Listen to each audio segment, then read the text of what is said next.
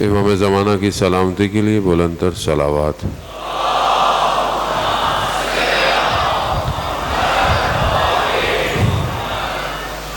لا حول ولا قوة الا باللہ العلی العظیم۔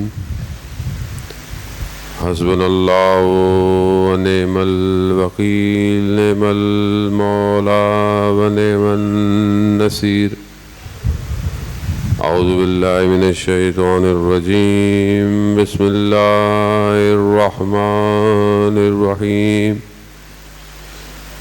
الحمد للہ الذی یؤمن الخائفین وینجی الصالحین ویضع المستکبرین ویہلک ملوکا ویستخلف آخرین، والصلاة والسلام علی رسول ثقلین محبوب رب المشرقین والمغربین، جد الحسن والحسین، نبینا سیدنا بالقاسم محمد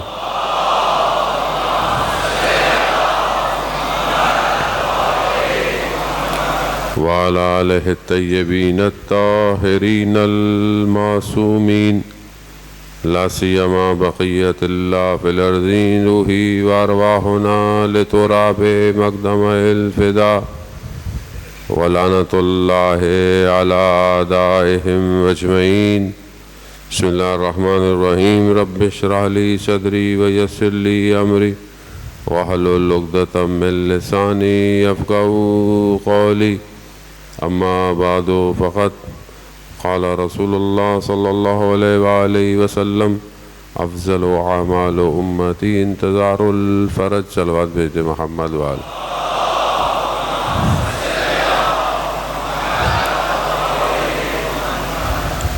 عزیزان محترم، ماہ محرم الحرام کی شبیں ہیں اور مخصوص ایام جو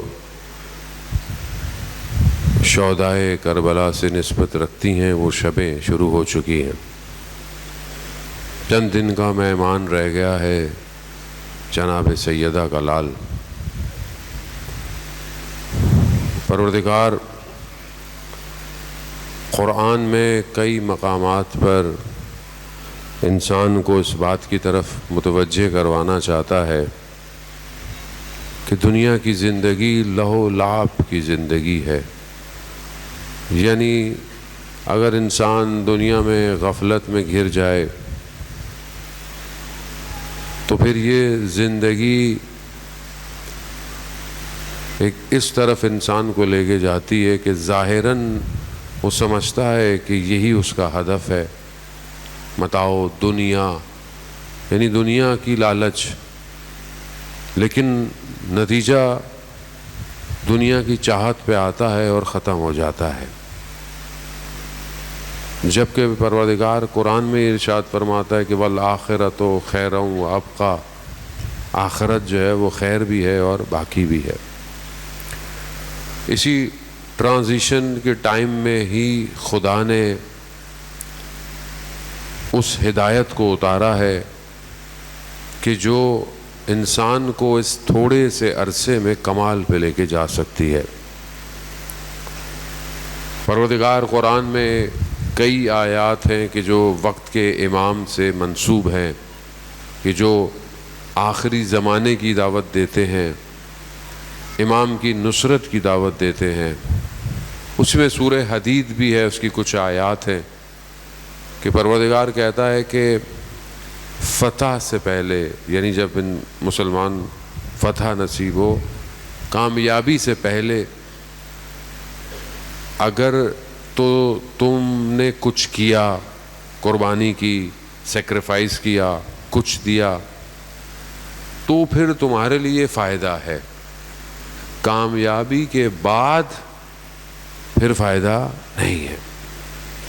انسان آپ کے سامنے صدر اسلام میں جنہوں نے اسلام کی نصرت کی فتح مکہ سے پہلے، ان کے مقام الگ ہے۔ لیکن جنہوں نے فتح مکہ کے بعد اسلام قبول کیا تو وہ تو بہت سارے لوگوں نے مجبوری میں کیا کہ کامیابی ہو گئی. ان کا نتیجہ بھی یہی, ان کو برحال معاف کیا, رسول خدا نے معاف کیا, کئی لوگوں کو معاف کیا. تو اب جو ایک عظیم کامیابی ہونے والی ہے, کیا اس سے پہلے ہم اپنا رول پلے کر رہے ہیں کہ نہیں کر رہے؟ روایات میں ہے کہ بہت سارے لوگ امام کے ظہور کے بعد متوجہ ہوں گے, لیکن وقت معلوم جو ہے وہ ظہور کا ہے. جو شیطان کو فرصت دی گئی ہے وہ قیامت تک کی فرصت نہیں دی گئی, اسے ایک وقت معلوم, یعنی قرآن کی آیت ہے کہ تمہیں وقت معلوم تک اجازت, وہ وقت معلوم ظہور ہے. اب اس ظہور سے پہلے اگر کوئی اس وادی میں اتر جاتا ہے کہ جو امام کی طرف لے کے جاتی ہے تو کامیابی ہے. جب آپ نے اپنے سامنے اگر کامیابی دیکھ لی اور آپ پھر اس کی طرف مڑنا چاہیں گے تو وہ کامیابی نہیں ہے. تو ہم عزیزان محترم, بہرحال مجلس کیونکہ شب شہادت ہے, مناسبت جوان علی اکبر علیہ السلام سے بھی ہے.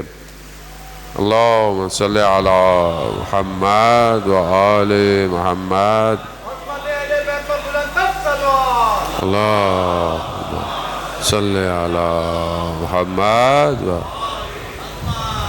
اب یہ جو پروردگار قرآن میں متعدد جگہ انسان کو متوجہ کرا رہا ہے کہ یہ ظاہری دنیا یہ لہو و لعب کی ہے, کھیل کود کی ہے, غفلت کی ہے, تم نے اس میں اپنے آپ کو بچانا ہے. اب بعض اوقات جوان کہتا ہے کہ پروردگار نے ہمیں بنائی کیوں دیا, مولانا اگر بنایا تھا تو یہ ساری چیزیں نہیں دیتا. مطلب ایک ایسی زندگی ہوتی جتنا نارمل, کوئی پرابلم نہیں ہوتی, شیطان نہیں ہوتا, گمراہ نہیں ہوتے. اب یہ چیزیں ہیں تو انسان کیا کرے؟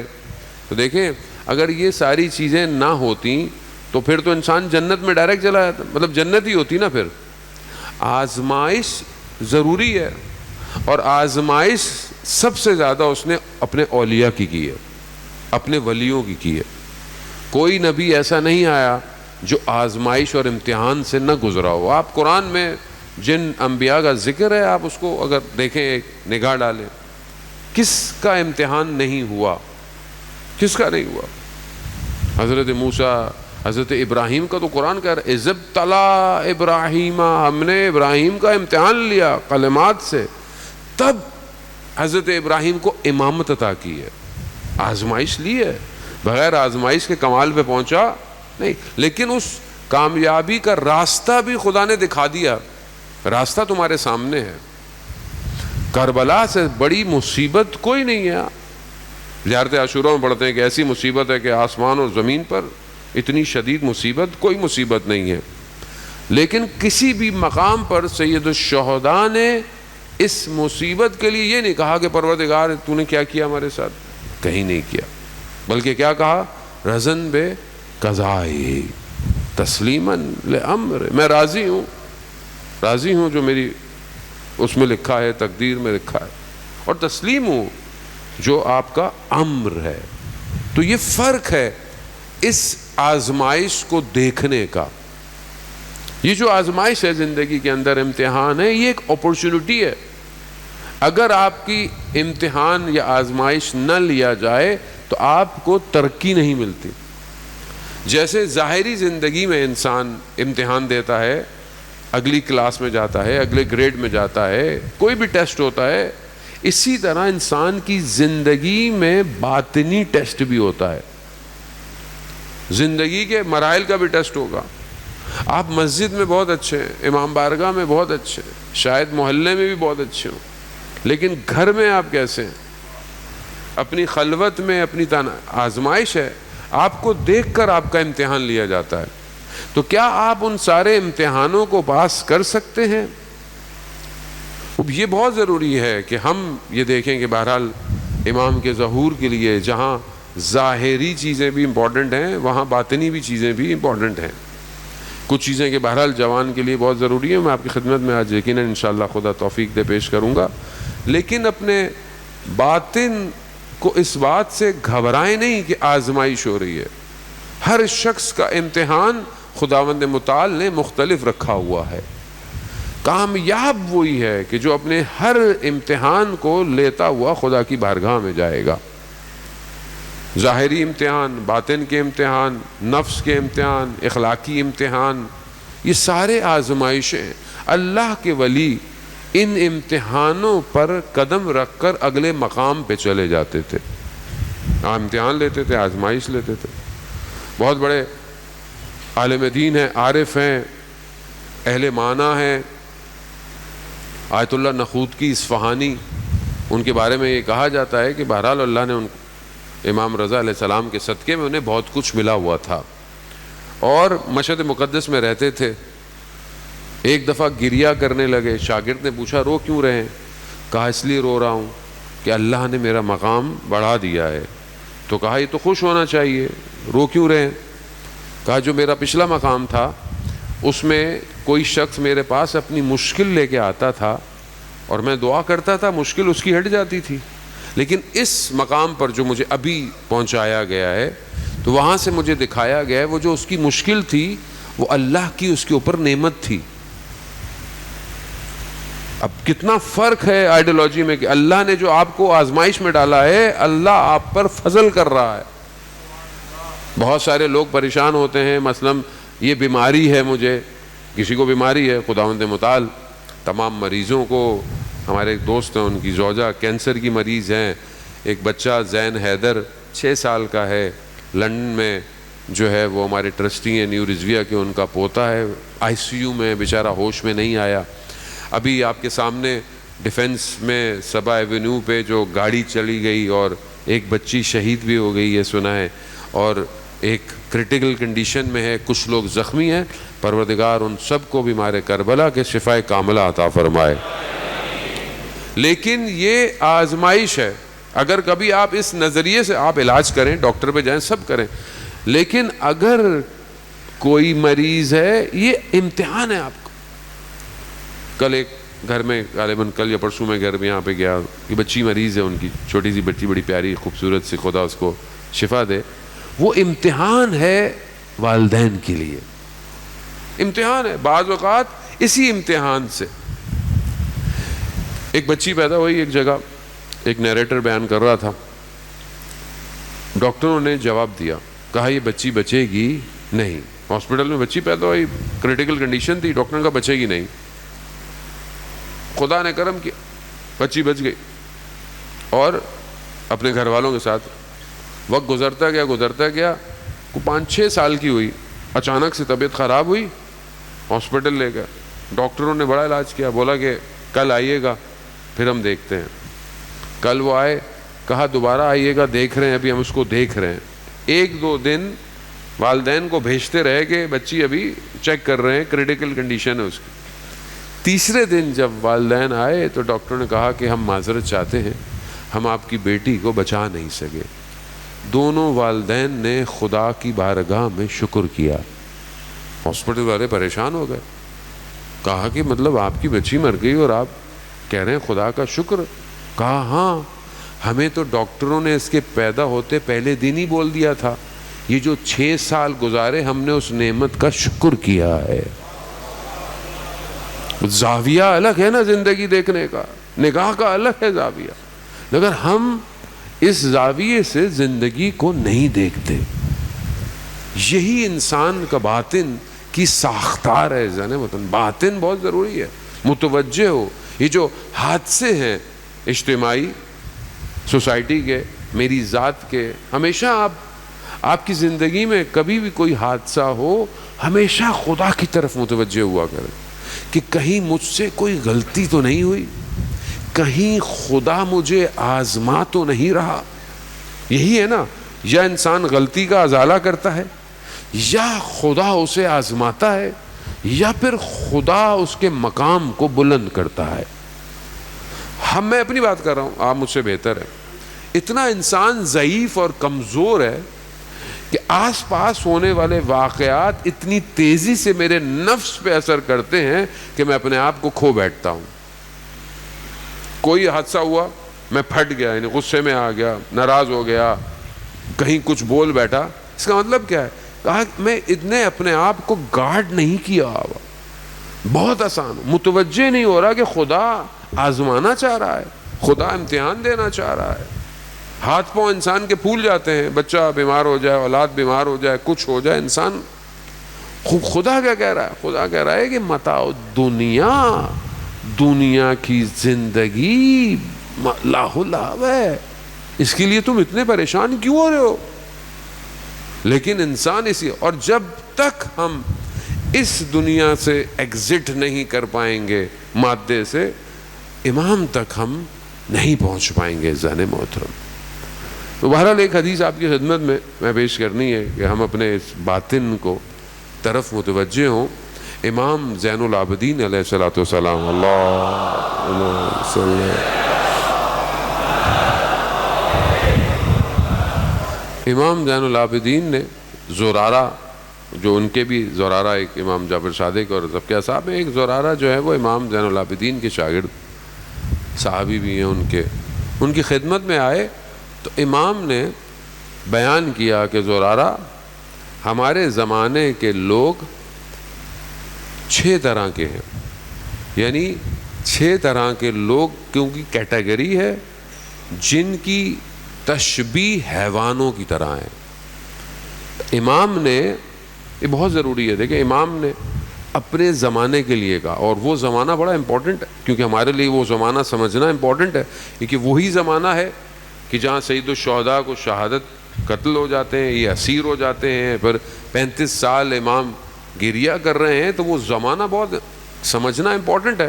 پھر اس کو کمپیئر کرنا ہے اپنے زمانے سے، کہ ہمارے زمانے کے لوگ 6 طرح کے جانوروں کے ساتھ تشبیہ کرتے ہیں، یعنی جانور ہیں، اصل میں جانور کی خصوصیات ہیں لوگوں کے اندر. تو امام نے کہا 6 طرح کے. کچھ لوگ ہیں، امام فرماتے ہیں، جو شیر یعنی جو لائن ہے اس سے تشبیہ رکھتے ہیں، اس سے ملتے ہیں. کیوں؟ کیونکہ شیر جو ہے وہ حکمرانی چاہتا ہے، سلطنت چاہتا ہے. یہ لوگ بھی سلطنت چاہتے ہیں، اور اس سلطنت کے لیے کسی کا بھی حق کھا جائیں انہیں کوئی فرق نہیں پڑتا. انہیں اپنی حکمرانی کرنی ہے، انہیں اپنی حکومت کرنی ہے، کچھ بھی ہو جائے، کسی کا حق کھائیں. غزہ میں 22,000 بچے مرتے ہیں، مر جائیں، ہمیں اس سے کوئی فرق نہیں پڑتا، ہمیں حکمرانی کرنی ہے. ہمارے ملک میں بھی آپ دیکھیں نا کہ تباہ ہو رہی ہے، زندگی برباد ہو رہی ہے، کچھ بھی ہو رہا ہے، ہمیں اس سے کیا فرق پڑتا ہے؟ لوگ بھوکے مریں، لوگ پیاسے مریں، سسٹم کولیپس ہو رہا ہے، حادثے ہو رہے ہیں، روڈ بنے ہوئے نہیں ہیں، کتنے ایکسیڈنٹ ہو رہے ہیں. ہمیں حکمرانی کرنی ہے، چاہے کوئی جیسا بھی ہو. شیر یہی ہے، شیر کا کام کوئی نہیں سنتا، مار دو، پنجہ مار دو، کھا جاؤ. شیر کا کیا کام ہے؟ امام فرماتے ہیں کچھ لوگ شیر کے جیسے. دوسری کیٹیگری امام فرماتے ہیں دوسری کیٹیگری بھیڑیے جیسی ہے. یہ بھیڑیے ہیں. یہ کون ہے؟ یہ وہ طبقہ ہے جو تاجر طبقہ ہے، بزنس مین طبقہ ہے. کیا کام ہے؟ کہا یہ جب کوئی چیز خریدتے ہیں تو اس چیز کی برائی کرتے ہیں، اور جب یہ اپنی کوئی چیز بیچتے ہیں تو اس کی تعریف کرتے ہیں. تو یہ لوگ بھی ہر زمانے میں آپ کے پائے جاتے ہیں. جب آپ سے کوئی چیز خریدنی ہو، ارے بس آپ کو تو پتہ ہے حالات خراب ہیں، بیچ دیں، پھر کہیں نہیں بکے گا، ویسے بھی ایسی ہے، لوگ ایسی ہیں. اور یہ پریکٹیکل ہے نا. امام ہے، امام کو سمجھنے کو. امام وہ ہے جو معاشرے کو ڈیزائن کرتا ہے، وہ نفس انسان کے واقف ہے. یہی تو فرق ہے ہمارے امام میں اور باقیوں کے امام میں. یہ فرق ہے، اس کو سمجھنے کی کوشش کریں. امام فرماتے ہیں ایک طبقہ ایسا ہے، اپنی چیز بیچتے ہیں، تعریف ہے، دوسری چیز خریدی، برائی ہے. تیسرا جانور کون سا ہے؟ لومڑی، فاکس. وہ اس کا کیا کام ہے؟ کہا کچھ لوگ ایسے ہیں جو اس سے تشبیہ رکھتے ہیں. وہ کون ہے؟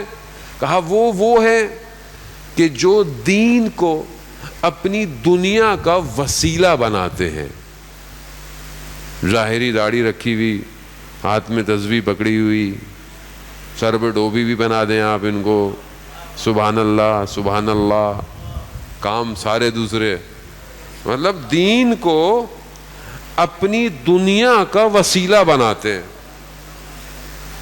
میں کچھ بولوں گا برا لگ جائے گا، اس لیے میں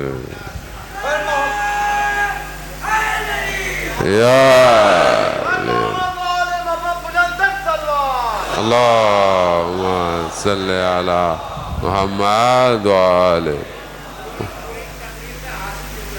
بس میں نے خلاصہ ہے کہہ دیا. اللہم صلی علی محمد وآلہ. ہر دور میں ہیں یہ لوگ، یہ ہر دور میں ہیں. یہ اس وقت بھی تھے جب حضرت موسیٰ دین لے کر آئے، دین بنایا، لوگوں نے معبد بنا لیے بڑے بڑے. اب کام اپنے کرنے تھے، انہوں نے کہا بہترین سسٹم یہی ہے بھائی، کاہن معبد بن جاؤ، کھاؤ پیو جو بھی. بہرحال اسی طرح ہر دین میں ہر جگہ یہی آیا. لوگوں نے جب دیکھا نا کہ اس سے تو بیسٹ کام ہی کوئی نہیں ہو سکتا، بہترین کام ہے یہ، چہرہ دین کا کام جو کرنے کرو. اپنی دنیا کو حاصل کرنے کے لیے دین کا لبادہ اوڑھا. امام کہتے ہیں یہ لومڑی ہے، یہ ہے. اگلے آگے بڑھے. خنزیر، سور. امام کہتے ہیں یہ وہ لوگ ہیں جو صفات زنان رکھتے ہیں، خواتین کی صفات رکھتے ہیں اور شہوت کی طرف مائل ہیں. انہیں جب بھی برائی کی دعوت دی جائے یہ فوراً اسے قبول کرتے ہیں. خدا نخواستہ معاشرے میں بہرحال لوگ ایسے ہی ہیں. بہرحال انسان جو ہے وہ بہت ضروری ہے انسان کو اپنے لسٹ کو کنٹرول کرنا. اور یہ وہ شکلیں ہیں جانے محترم، مطلب یہ تشبیہاں ایسے نہیں دی امام نے، یہ وہ شکلیں ہیں. میں بہرحال بریکٹ میں آپ کو واقعہ آپ کی خدمت میں بیان کروں. جانے محترم آیت اللہ شمس الدین اپنی کتاب میں اس واقعے کو بیان کرتے ہیں کہ ایک شخص تھا جو مراقبہ کرتا تھا، مراقبہ کرتا ہے میڈیٹیشن. مشہد مقدس میں مولا کے حرم میں بیٹھا ہوا ایک صحن میں مراقبہ کر رہا تھا تو کشف ہو گیا. یعنی کشف یعنی ایک انسان کی تھوڑی دیر کے لیے باطن کی آنکھ کھل جائے. تو اس نے کیا دیکھا؟ اس نے دیکھا کہ لوگ جو ہیں ان کی اصلی شکلیں نظر آ رہی ہیں. اصلی شکلیں نفس کی شکلیں ہوتی ہیں، جو انسان کرتا ہے ویسے ہی نفس ہو جاتا ہے. تو اس نے دیکھا کوئی بھی انسان نہیں ہے یہاں، جانور ہی جانور ہے. مگر ایک بیٹھا ہوا امام کے حرم میں کونے پہ برآمدے میں جو بال کاٹنے والا، جس کو ہمارے یہاں بہرحال وہ باربر کہتے ہیں، وہ اس کی شکل سالم ہے. اچانک سے اس کی کیفیت ٹھیک ہو، یہ دوڑتا ہوا گیا اس کے پاس. تو کہا تمہیں پتہ ہے یعنی تمہیں پتہ ہے کہ کیا خبر ہے؟ تو اس نے بولا مجھے خبر ہے. اس نے بولا یہ آئینہ لو، اپنی شکل تو دیکھو. اس نے اپنی شکل دیکھی تو جانور تھا، اٹھا کے پھینک دیا. اس نے کہا آئینہ پھینکنے سے کچھ نہیں ہوگا، اپنی اصلاح کرو. یعنی یہ کیفیت ہے. تو اب جو ظاہر ہے انسان جو سوچتا ہے جو کرتا ہے وہی شکل کریٹ ہو جاتی ہے نا. اس لیے جان محترم بہت ضروری ہے کہ جو امام کے کاروان میں آئے گا اسے اپنی صحیح شکل لے کے جانے ہیں. اس دور میں اگر لوگ ایسے تھے تو آج کے دور میں بھی ایسے لوگ ہیں. پہلا شیر، بھیڑیا، لومڑی اور خنزیر. اگلا پانچواں کتا. قلب، روایت میں تو ظاہر عربی میں تو قلب ہوتا. کون ہے یہ؟ وہ ہے جس کے شور مچانے سے، چیخنے سے، برا بھلا بولنے سے لوگ ڈرتے ہیں. ایسے لوگ ہوتے ہیں نا کہ بھائی ان سے بات نہیں کرو، یہ تو ایم ہی بےزتی کر دیں گے، غلط الفاظ بول دیں گے، بہتر ہے خاموشی رہو بھائی، چھوڑو نکلو. یہ وہ لوگ ہیں جو غلط میرا احترام بھی کرنا ہے ممبر کا، غلط لغات کا استعمال کرتے ہیں. غلط لغت ہر وقت منہ میں جاری ہے، لوگ کہتے ہیں ان سے دور ہی رہو. یہ والا حصہ بڑا امپورٹنٹ ہے، اس میں امام نے بڑی ایکسٹینشن دی ہے. امام فرماتے ہیں یہ وہ لوگ ہیں جن کے گھر والے بھی ان کے اس رویے سے خاموش رہتے ہیں، ڈرتے ہیں. ورنہ باہر بہت اچھے ہیں ماشاءاللہ بعض اوقات، ورنہ بعض لوگ تو باہر بھی اچھے نہیں ہیں، لیکن آپ باہر بڑے اچھے ہیں سبحان اللہ ماشاءاللہ الحمدللہ. گھر میں ایسا رویہ ہے بچے کناروں پہ ہو جاتے ہیں. امام فرماتے ہیں یہ وہ ہیں جو قیامت میں جب اٹھائے جائیں گے تو ان کی شکلیں بھی کتوں جیسی ہوں گی. بہت ضروری ہے. زبان انسان کو دکھاتی ہے. اس لیے تو مولا کائنات نے فرمایا اللہم صلی علی محمد. امام فرماتے ہیں نا کہ انسان اپنی زبان کے پیچھے چھپا ہوا ہے انسان. چھٹی اور آخری چیز اور یہ حدیث ختم. چھٹی جو امام نے تشبیہ دی جانور سے, کہا وہ بھیڑ کے ساتھ, شیپ, بھیڑ. کیوں؟ کیونکہ اس کی جو تشبیہ ہے وہ با ایمان لوگوں کے ساتھ, جو ایمان والے لوگ ہوتے ہیں, جو سادے لوگ ہوتے ہیں, جس طرح اس کا بال بھی کاٹ لیتے ہیں بھیڑ کے, اور اس کا گوشت بھی استعمال کر لیتے ہیں, اور اس کی ہڈیوں کو بھی توڑ دیتے ہیں. تو کہا با ایمان لوگوں کے ساتھ معاشرے میں لوگ ایسا سلوک کرتے ہیں.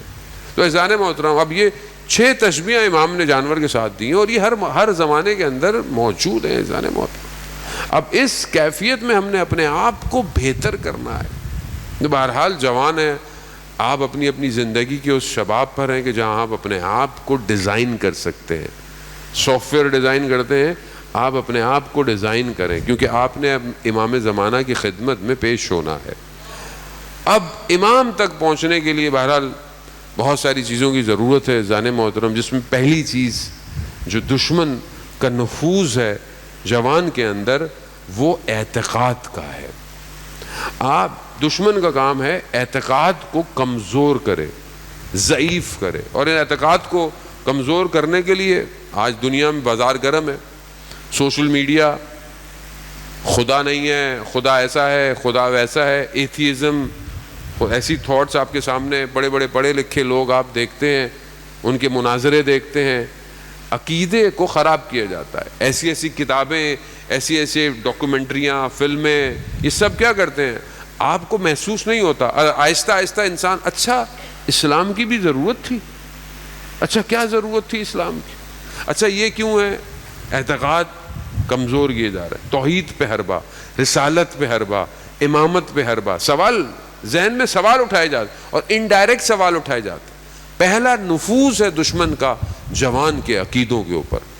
اور یہ جو تصویریں آپ کے ہاتھوں میں اذان محترم, خوب دشمن یہی چاہتا ہے. دشمن چاہتا ہے اس تصویر کو ختم کیا جائے, گرایا جائے, مگر جسے اللہ عزت دے اسے کون کچھ کہہ سکتا ہے. آج دنیا کو جو صحیح اسلام کی شکل دی وہ انہی علی کے نوکروں نے دی ہے. اور دشمن نے پوری کوشش کی. دشمن تو یہی چاہتا تھا نا کہ بھائی کسی طریقے سے, آپ دیکھیں نا کتنی سازشیں, کتنی فنڈنگ, کتنی انویسٹمنٹ کی دنیا میں, الگ کیا خود اسلام میں کتنی کی, نفرتیں شیعہ سنی کی, اور پھر شیعوں کے اندر کتنی فنڈنگ کی کہ یہ عزاداری کے دشمن ہیں, یہ فلانے دشمن ہیں, یہ تو یوں ہیں, یہ تو یوں ہیں, اور یہ تو ایرانی نظام ہے, اور یہ نا کتنی فنڈنگ کی دشمن نے, کہ پیسہ خرچ کیا کہ آپ اس ولایت کے نظام کو سمجھ نہ پائیں. اگر آپ سمجھتے ہیں یہ ولایت کا نظام نہیں ہوتا تو کوئی خطہ بچ سکتا تھا. ان کا سب کچھ امام کے لیے ہے, اور ظاہر ہے کوئی تو ہو جو امام کے لیے کھڑا ہو, ورنہ ہم سب تو اپنی خواہشات میں, اپنے مسائل میں مصلحتوں کا شکار. کسی کو کہیں جانا ہے, کسی کو کوئی ویزا چاہیے, ٹھیک ہے سب کی اپنی مجبوریاں ہیں. کچھ کہنا نہیں چاہیے ہمیں, مطلب اپنے علماؤں کو, اپنے نوا خانوں کو. بعض اوقات لوگ بہت زیادہ سوشل میڈیا پہ, ہر کسی کی بہرحال ایسا کوئی بھی نہیں ہے کہ دل سے کوئی نہیں پسند کرتا. بہرحال ظاہری مجبوریاں بھی ہیں, کچھ بہرحال خیال کرنا چاہیے اذان محترم. لیکن یہ سمجھنا چاہیے پہلا نفوذ عقیدے سے, دوسرا نفوذ جوان کے اندر دشمن کا اخلاقیات سے. معاشرے میں جوان کی اخلاقیات کو برباد کر دیا جائے, اخلاق ختم کر دو. کیسے ختم کرے؟ نفوذ کرو. اسپانیہ تک, میں اذان محترم میں اس جگہوں کو دیکھ کر آیا ہوں. جب اس زمانے میں تو اندلس تھا نا, اسپین, ابھی اسپین وہ اندلس تھا. مسلمان, میں حیران ہوا, میں بائی روڈ جا رہا تھا بارسلونا سے ویلنشیا, 4 گھنٹے کی ڈرائیو تھی, تو مجھے رستے میں ہوتا ہے اتنی آبادی. کہا مولانا صاحب فلانی مسجدیں پرانے زمانے کی بنی ہوئی. کہا مولانا صاحب مسلمان یہاں تک آ گئے تھے. میں کہا یہاں مسلمان آ گئے تھے؟ کہہ رہا ہاں یہاں آ گئے تھے. اس کے بعد کیا ہوا؟ تو مسلمان بس گئے. دشمن کیسے لڑکا؟ اخلاق، اس کے ایمان کو تزلزل کر دیا شہوت کے ذریعے سے، گر گیا، یعنی مسلمان کی فوج گر گئی. آج آپ کو کیا لگتا ہے؟ آج دشمن پیدل لڑنے آتا ہے؟ پیدل کو وہ زمانے میں لوگ پیدل لڑتے تھے، سامنے آمنے آتے تھے. ابھی تھوڑی دشمن آئے گا پیدل لڑنے آپ سے، سب دور سے ہے. لیکن جوان کو کیسے خراب کرے؟ جوان کو سافٹ وار، کلچرل وار، اخلاق بدل دو اس کا، اس کا سافٹ ویئر چینج کر دو، یہ کھڑا نہیں ہو پائے گا. ذہن بدل دو. ڈراموں کے اب ماشاء اللہ ہمارے یہاں ڈراموں آپ دیکھیں کیسے ہیں، دنیا جان کی برائی جو کچھ ہو سکتا ہے حرام، وہ سب ہمارے ڈراموں میں ہے. سب دکھا رہے ہیں، پبلک بھی دیکھ رہی ہے. ایجنڈا ہوتا ہے نا، ایجنڈا باہر سے آتا ہے، فنڈنگ باہر سے آتی، یہ اندر سے بھی باہر سے اب تو کوئی فرق نہیں پڑتا. لیکن معاشرے کی ساخت میں ظاہر ہے جوان دیکھ رہا ہے، اس کو فالو تو کرے گا نا. اخلاقیات تباہ کر دو، گھر برباد کر دو.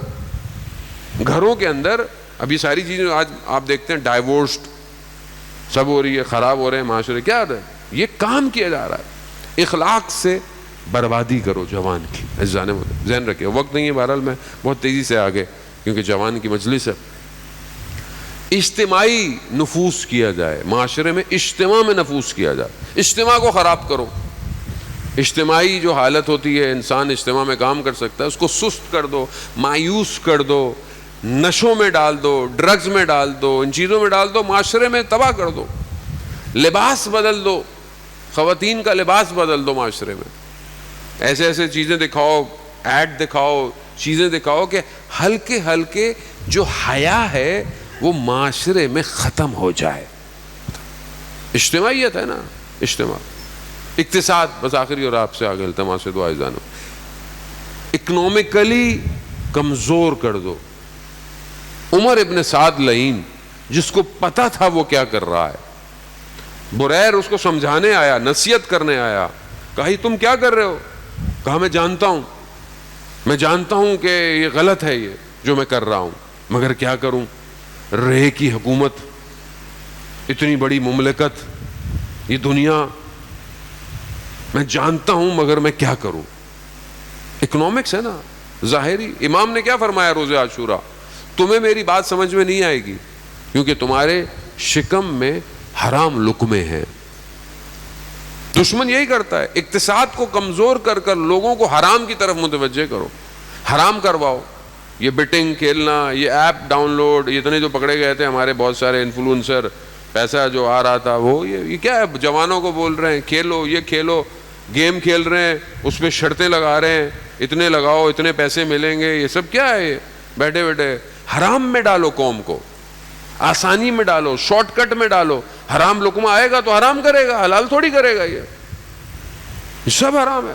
آہستہ آہستہ حرام پر لے جاؤ. جانے موت اقتصاد کو کمزور کرنا جوان کا، یہ ہمارا فرض بنتا ہے. جانے محترم، جو اہل علم ہیں، جو اہل اللہ نے ان کو صلاحیتیں دی ہیں، وہ معاشرے میں جوانوں کے لیے، اقتصاد کے لیے کام کریں. ای کامرس ڈیزائن کریں، پلیٹ فارم ڈیزائن کریں، چیزیں ڈیزائن کریں. جیسے کل شیئر کا آپ نے دیکھا کہ وہ لگا ہوا ہے کیمپ، وہ اسمال لون دے رہے ہیں کہ آپ کوئی کام کر سکیں. تو یہ ذمہ داری ہے، کام کیا جائے.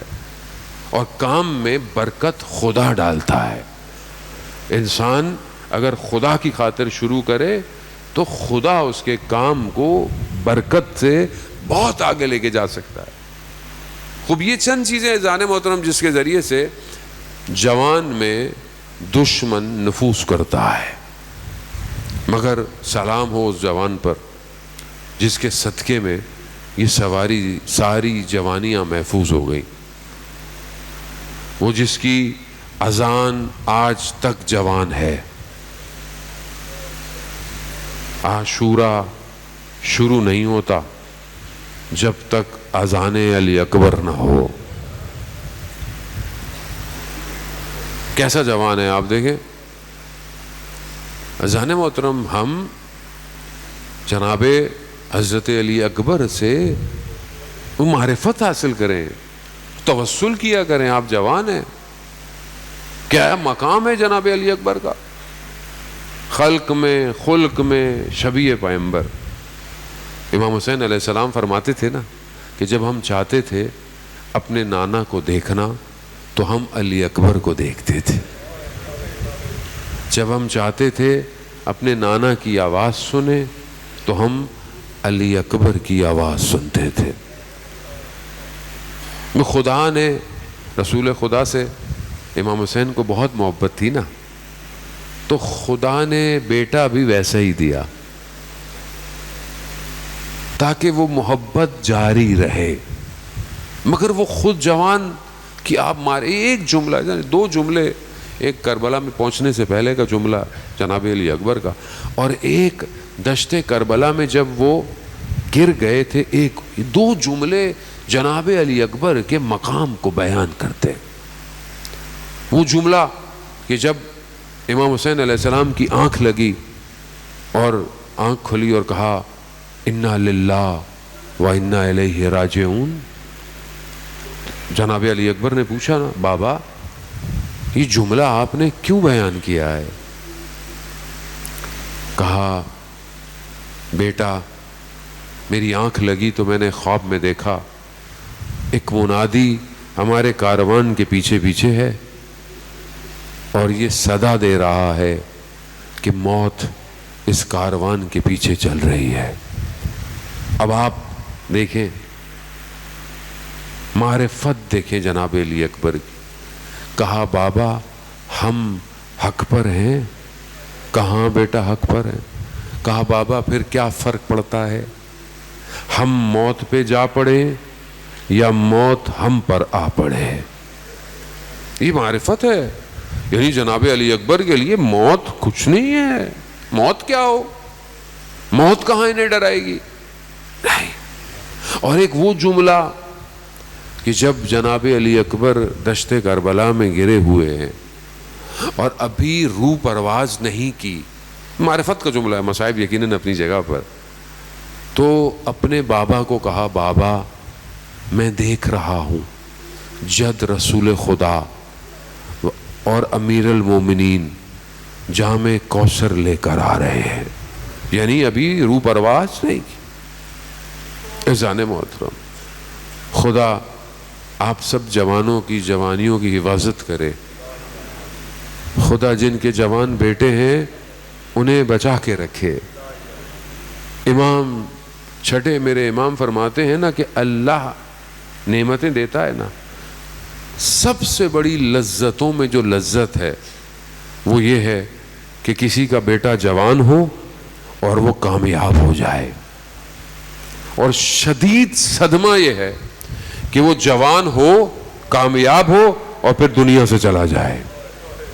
سب سے بڑا صدمہ یہ ہے کسی کے لیے جوان بیٹا چلا جانا. آسان نہیں ہے. جوان بڑی حسرت رہتی ہے ساری زندگی. انسان دل میں بڑی حسرت رکھتا ہے. جن کے جوان بیٹے شہید ہو گئے آپ ان سے پوچھیں. یہ تو اگر جناب علی اکبر کا غم نہ ہوتا تو کبھی کوئی اپنے جوان کو برداشت نہ کر سکتا. تو ضمانت دے گئے نا وہ. جناب علی اکبر خیموں کے لیے سکون کا باعث ہے. امام حسین کو جب بھی کوئی بات پہنچانی ہوتی تھی حضرت علی اکبر کو بھیجتے تھے. سب اہل حرم جناب علی اکبر کی بات سنتے تھے. بس عزاداران محترم، روز عاشورائی امام نے ایک نگاہ علی اکبر پہ ڈالی اور کہا علی اکبر کو علی اکبر تھوڑا چل کے دکھاؤ میں تمہارے قد کو دیکھ لوں. علی اکبر اللہ.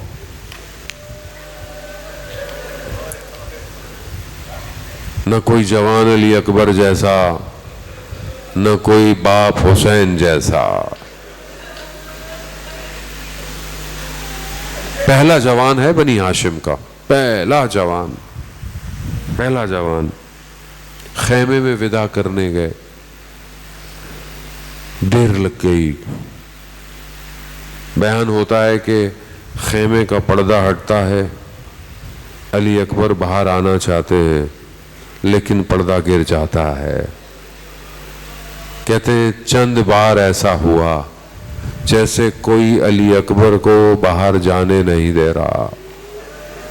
کہتا راوی نے کہا کہ غور سے دیکھا تو ایک چھوٹی سی بچی تھی جو اپنے بھائی کو جانے نہیں دے رہی۔ پیار ہوتا ہے نا، بہن بھائی بہت سارے ہوں، جانے ہم ان باتوں کو تجربہ کرتے ہیں۔ بڑا بھائی ہو، چھوٹی بہن ہو، درمیان والوں کا ایک الگ معاملہ ہے، لیکن جو چھوٹی بہن ہوتی ہے اس کو بڑے بھائی سے بڑا پیار ہوتا ہے، بہت پیار، لڑتے بھی ہیں لیکن پیار بڑا ہوتا ہے۔ چھوٹی سی بہن، 3 سال کی حسین کی بیٹی، نہ جانے کیا سن رہی تھی خیمے میں کہ اس کو یہ احساس ہو گیا کہ بھائی گیا واپس نہیں آئے گا۔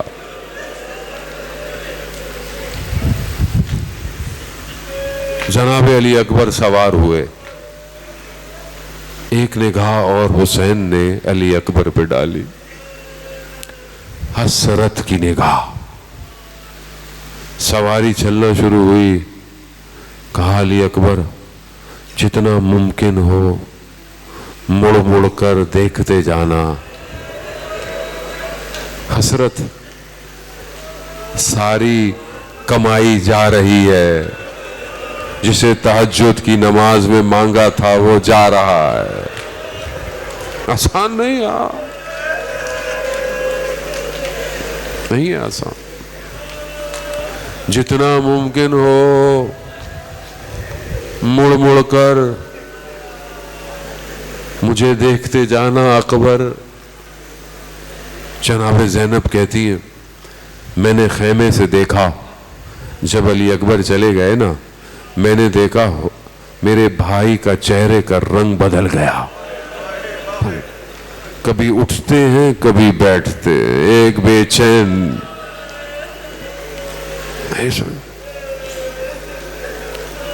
خدا آپ کو اس کا اجر دے۔ چند راتوں کا مہمان ہے، زہرا کا لال، عزادارہ نے موت، رو لیں، پھر نصیب ہو کہ نہ ہو، اگلے سال زندہ رہیں یا نہ رہیں، عزادارہ نے محترم، کسی کو کیا پتا۔